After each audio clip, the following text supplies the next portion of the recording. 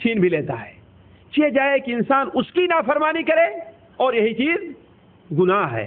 تو گناہ کو انسان کبھی بھی خاص طور پر ایک مومن کے لیے چاہیے وہ گناہ کو ہلکا نہ سمجھے. حضرت عبداللہ ابن مسعود رضی اللہ تعالیٰ عنہ کا فرمان بخاری شریف میں ہے کہ ایک مومن کی مثال یہ ہے کہ جب وہ کوئی گناہ کرتا ہے، یہ حدیث آپ کے سامنے میں اس لیے رکھ رہا ہوں کہ ہر انسان اپنے ایمان کو پرکھ لے کہ اس کے ایمان کا معیار کتنا ہے اور کہاں تک ہے. اس کے ایمان کا معیار کتنا ہے اور کہاں تک ہے. کہا ایک مومن جب کوئی گناہ کرتا ہے تو اس کی مثال ایسی ہے کہ وہ پہاڑ کے نیچے بیٹھا ہوا ہے اور خطرہ ہے کہ یہ پہاڑ کب اس کے اوپر آ کر کے گر جائے. آپ کسی دریا کے کنارے بیٹھے ہوئے ہوں اور دریا کا پانی آہستہ آہستہ دریا کے کنارے کو کاٹ رہا ہو اور وہ جو مٹی کی تود ہے وہ کچھ نہیں کہتا کتنی جلدی یا کتنی دیر کے اندر گر جائے، تو اس کے نیچے بیٹھنے والے کی کیفیت کیا ہوگی.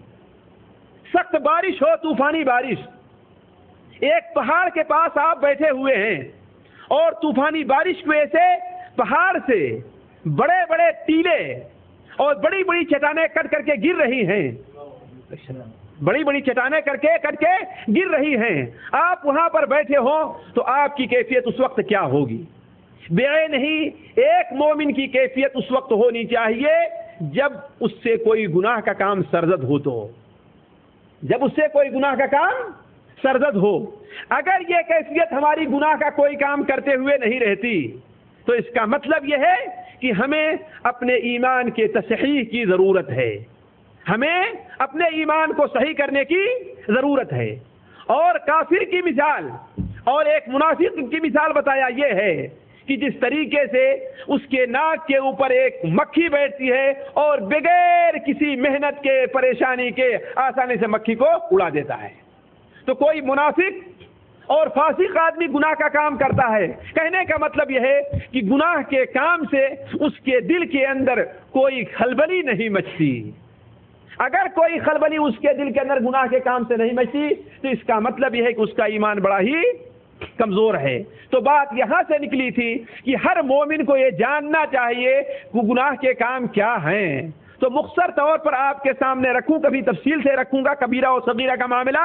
آج یہ کہ اللہ تبارک و تعالی نے جو جن چیزوں سے ہمیں اور آپ کو منع فرمایا ہے یا جن چیزوں کا کرنے کا ہمیں اور آپ کو حکم دیا ہے، تو جن چیزوں سے منع فرمایا ہے ان کا کرنا اور جن چیزوں کے کرنے کا حکم دیا ہے ان کا چھوڑ دینا، یہ دو قسم کے ہیں. ایک چھوڑ دینا تو ایسا ہے یا ایک عمل تو ایسا ہے کہ جس کے اوپر اللہ تبارک و تعالی نے بہت بڑے عذاب کی دھمکی دی ہے. مثال کے طور پر یہ فرمایا کہ ایسا کرنے والے پر اللہ کی لعنت ہے، جیسے شراب پینے والے پر اللہ کی لعنت ہے، سود پینے والے پر سود کھانے والے پر اللہ کی لعنت ہے، جھوٹ بولنے والا اللہ سے دور ہے، اللہ کی لعنت ہو جھوٹ بولنے والوں پر، ہے کہ نہیں. نماز کا چھوڑنے والا قارون، فرعون، حامان کے ساتھ جہنم میں رہے گا. زکوٰۃ کا نہ دینے والا جہنمی ہے. یہ ساری چیزیں جو ہیں جس کے اوپر ایسا حکم ہو وہ گناہ کبیرہ کہلاتا ہے. وہ گناہ کبیرہ کہلاتا ہے، یعنی ہر وہ عمل جس کے کرنے پر جہنم کی دھمکی دی گئی ہو، عذاب کی دھمکی دی گئی ہو، اللہ تعالیٰ کی رحمت سے دوری کی دھمکی دی گئی ہو، یہ سارے عمل کیا ہے؟ گناہ کبیرہ کے اندر داخل ہیں. اور وہ گناہ کے کام جس کے کرنے پر یا جس کے نہ کرنے پر عذاب کی دھمکی نہیں دی گئی ہے وہ کام کبیرہ نہیں بلکہ گناہ صغیرہ ہیں. اور ان میں ہر ایک کے مختلف درجات ہیں. کبیرہ کے بھی بہت بڑے درجے ہیں. مثال کے طور پر سب سے بڑا کبیرہ کیا ہے؟ شرک باللہ ہے. شرک باللہ ہے کہ نہیں ہے؟ یہ بھی ایک کبیرہ ہے. اور ادھر آ کر کے زنا کرنا بھی ایک کبیرہ ہے، لیکن دونوں کا مقام برابر نہیں ہے. شرک کرنے سے انسان مذہب اسلام سے خارج ہو جائے گا، لیکن زنا کرنے سے انسان مذہب اسلام سے خارج نہیں ہوتا. یہ الگ بات ہے کہ اللہ تبارک و تعالی نے دونوں پر عذاب کی دھمکی دی ہے, دونوں پر عذاب کی دھمکی دی ہے, دنیا میں بھی اور آخرت میں بھی. تو کبیرہ گناہ وہ ہے کہ جس کے کرنے یا نہ کرنے پر اللہ تبارک و تعالی نے کوئی حد دنیا میں متعین کی ہو, آخرت میں عذاب کی دھمکی دی ہو یا اپنی رحمت سے دور کیا ہو, وہ گناہ کبیرہ کہلائے گا.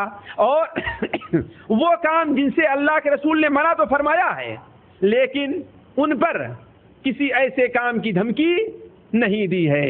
مثال کے طور پر راستے میں جا رہا ہے, کوئی انسان کسی عورت کی طرف دیکھ دے, ہے کہ نہیں ہے, اگر اچانک نظر پڑ جائے تو یہ گناہ نہیں ہے, بشرطے کہ فوراً اپنی نظر کو پھیر لے. لیکن یہ کہ اچانک نظر نہیں بلکہ اسے دیکھنا شروع کرے.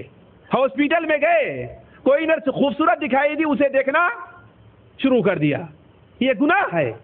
اس سے منع فرمایا ہے اللہ کے رسول صلی اللہ علیہ وسلم نے. لیکن یہ گناہ اگر اس کے اوپر اصرار نہیں کرتا, یہ نہیں کہ اپنے گھر سے صرف اسی کام کے لیے جائے, تو گویا یہ اس کے اوپر اصرار ہے, کبائر میں داخل ہو جائے گا.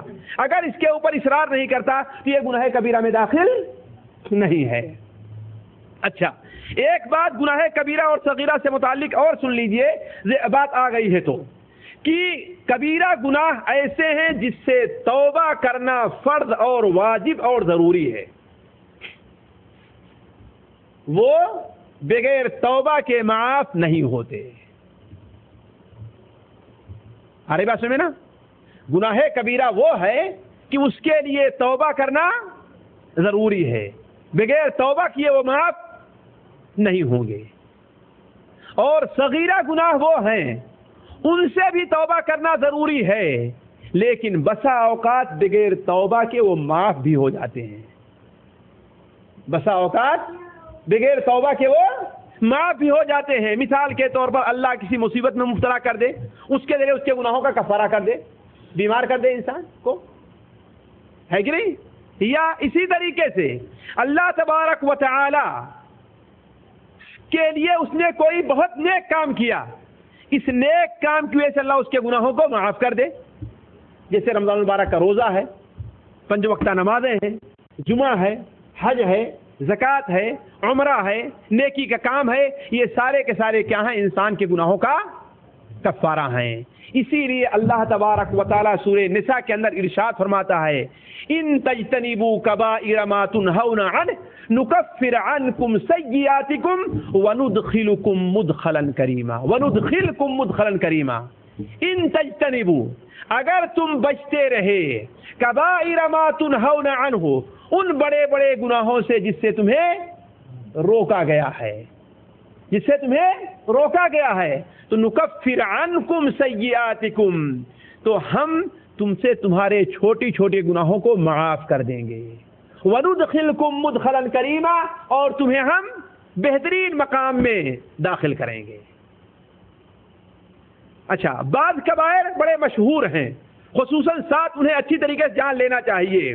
اللہ کے ساتھ شرک کرنا, ہے کہ نہیں ہے, جادو کرنا, سود کھانا, نفس کا قتل کرنا, یتیم کا مال کھانا, ہے کہ نہیں ہے, میدان جنگ سے بھاگ کر کے جانا, پاک باز مومنہ عورت کے اوپر تہمت لگانا.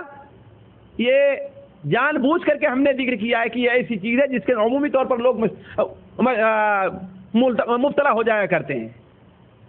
پاک باز مومنہ عورت کے اوپر کسی سے بات سن لیا اپنے گاؤں کے اندر, خصوصاً گاؤں وغیرہ میں یہ باتیں عام طور پر چلتی ہیں, کسی عورت کے بارے میں سن لیا آپ نے چھوٹی سی بات, تو اب اس کو آپ مزہ لینے کے لیے, لذت دینے کے لیے لوگوں سے بتاتے پھریں گے. اس لیے کہ انسان کی فطرت میں ہے کہ شہوت کی باتیں کرنے سے اسے ذہنی لذت حاصل ہوتی ہے. تو اب کیا کرتے ہیں, ارے فلانی کے بارے میں ہم نے ایسے سنا ہے, فلانی کے بارے میں ہم نے ایسے سنا ہے, ارے فلانی کی بات کیا کرتے ہو, وہ تو ایسی ہے. ارے کس سے تم نے سنا, ارے ہم نے بڑے معتبر آدمی سے سنا ہے. سب جانتے ہیں اس بات کو, سب لوگ یہ بات کہہ رہے ہیں, اور جب تحقیق کرنا شروع کرو تو وہاں پر کوئی چیز نہیں دکھائی دیتی. کسی نے کبھی دیکھ لیا کہ ہاں کوئی لڑکا کسی ضرورت سے بات کر رہا ہے, اس سے بات کر رہا ہے. ایک نے آئی اپنے ساتھی سے کہی, اس نے اپنے ساتھی سے, نتیجہ ہے کہ بات پورے گاؤں کے اندر پھیل جاتی ہے. تو یہ معمولی چیز نہیں ہے, یہ کبائر کے اندر داخل ہے, بلکہ یہ 7 ان گناہوں کے اندر ہے جنہیں اللہ کے رسول صلی اللہ علیہ وسلم موبقات یعنی ہلاک اور برباد کر دینے والے گناہ قرار دیا ہے. نماز کا چھوڑنا ہے, زکوٰۃ نہ دینا ہے, روزہ نہ رکھنا ہے, طاقت کے بعد حج نہ کرنا ہے, یہ سارے کے سارے گناہ کیا ہیں؟ کبائر کے اندر داخل ہیں. تو عرض کرنے کا مقصد یہ ہے کہ کبائر سے توبہ کرنا واجب ہے اور صغائر سے بھی توبہ کرنا واجب ہے. البتہ فرق یہ ہے کہ اللہ تبارک و تعالی کبیرہ گناہوں کو بس کبھی بھی بغیر توبہ کے معاف نہیں کرتا. اس کے لیے توبہ ضروری ہے, الا ہے کہ اللہ کی مہربانی ہو جائے تو وہ کوئی چیز سے روکنے والی نہیں ہے, کوئی چیز سے روکنے والی نہیں ہے. ورنہ عمومی طور پر اللہ تعالیٰ یا اللہ کے رسول صلی اللہ علیہ وسلم دونوں کا یہ فرمان ہے کہ کبائر کے لیے توبہ ضروری ہے. لیکن اس کے ساتھ ساتھ صغائر کو ہلکا نہیں سمجھنا چاہیے. اللہ کے رسول صلی اللہ علیہ وسلم عائشہ سے فرمایا, اے عائشہ دیکھو چھوٹے چھوٹے گناہوں سے بچو, اس لیے کہ اللہ کی طرف سے اس کا کوئی لکھنے والا ضرور موجود ہے. اسی لیے ایک تابعی نے بڑی بہترین سی بات کہی ہے, کہا اے اللہ کے بندے تو یہ نہ سوچ کہ کیا کام کر رہا ہے, چھوٹا کام ہے کہ بڑا کام ہے, بلکہ یہ سوچ کہ کس ذات کی مخالفت کر رہا ہے, تو کس ذات کی ساتھ نافرمانی کر رہا ہے, یہ سوچ, یعنی اللہ تعالیٰ کے ساتھ. یہ نہ سوچ کہ یہ کام چھوٹا ہے یا بڑا ہے.